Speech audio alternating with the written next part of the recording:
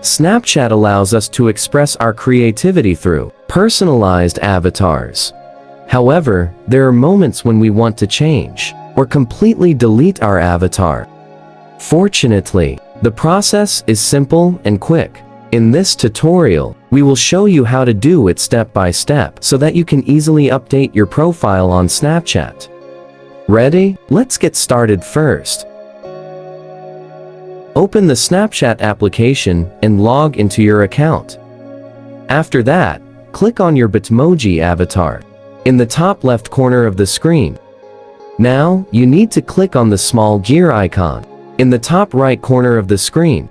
In the middle of the screen, you will see the Bitmoji option. Click on it. Now all you need to do to delete your avatar is to click on the Remove My Bitmoji option and then confirm it with another. Click on Remove, and your avatar is deleted. Now, whenever you want, you can create a new avatar.